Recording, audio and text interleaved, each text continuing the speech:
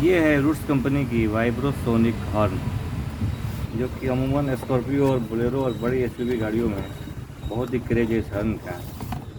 ये देखिए, रूट्स की वाइब्रोसोनिक हॉर्न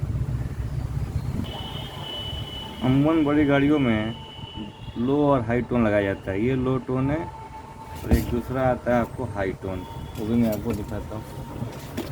ये रहा हाई टोन। दोनों लगाएंगे तो आवाज़ इसकी बहुत ही मस्त आएगी। आपको मैं आवाज़ भी सुनाता हूँ।